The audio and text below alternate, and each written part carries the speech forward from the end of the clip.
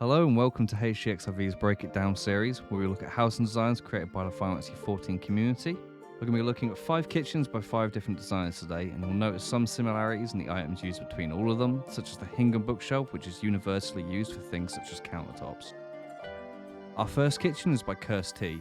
Here you'll find, just like I said, the Hingham bookshelf is used for a countertop, and white rectangular partitions are used for the cabinet fronts. For the stovetop, they've used a manor fireplace with a rustic chocobo counter dyed grey for the vent above it. For the handles, they've used pots of cream stew. Make sure to eat them or your counter's will be looking a little steamy. For the floating shelves on the wall, they used the Ami Zaiku set and chowed down on all the candy to leave just the wood. The coffee machine is made of 2 items, the Glade Bachelor chest and the Riviera chronometer. The overhead cupboards are made from a low bookshelf. It's a pretty common item to use as it saves massively on slots by giving you an all-in-one option.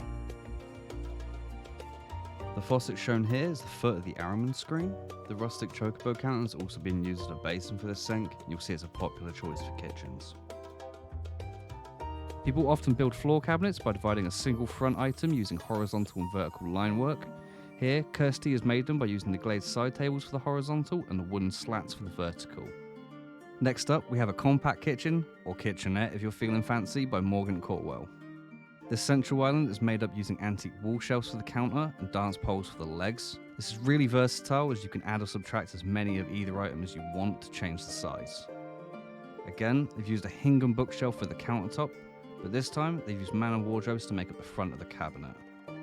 The fridge is built low and made of white rectangular partitions with glass jar handles.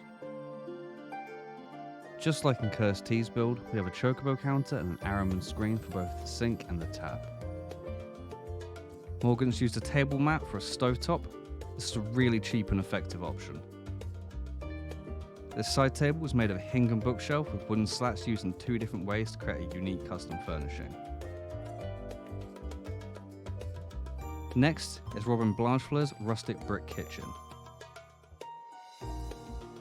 Red brick counters and iceboxes make up the majority of items used in this kitchen, and they prove very effective on item economy. The bottoms of merchant shelves hang down as cupboards, while the countertop is a Hingham bookshelf that covers the top of the southern kitchen. Next up is a kitchen by Ashen Bride.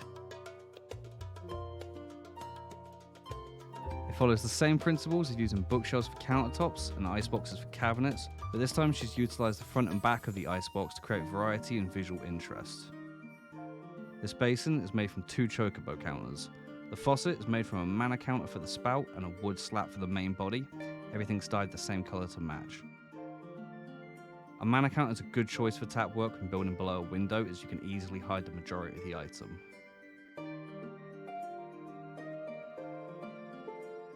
The oven is made of multiple different stage panels with wood slats used to cover the sides. Ashen's used a smithing bench to create the handle for the oven door. Bookshelf is covering the southern kitchen again, just showing the black stovetop, with a mineral display used for the backing and a Crystarium stove for the exhaust. It's a strong mix of being slot conscious but also allowing for detail. Our last kitchen was created by our resident Aussie, Ellie Net. Hingham bookshelves and wooden slats make up the kitchen island with bar stools for seating. The curvature of this kitchen shows how great of a building block both Hingham bookshelves and wooden staircase bookshelves can be. They can be angled and the wood grain overlapped without it looking out of place or causing glitching. The glass front oven is made using a showcase with a stage panel just behind the glass. You can use wood slats as a divider by rotating and angling it slightly so only a tiny bit pokes out, and then dyeing it to give some colour contrast. An ale tap is placed down into the countertop and being used as a faucet. Just like before, a table mat has been used for the stovetop, but this time Ellie has added burners by using 4 temple light pieces. The tile work stretching around the kitchen is made up of glass jars for the small vertical lines and the back of glade cupboards for the horizontal. Hopefully this has helped give you some ideas for building your very own kitchen. If you'd like to see more Break It Down guides covering other rooms, builds, or just more kitchens, let us know in the comments below. Thank you very much for watching, and happy housing.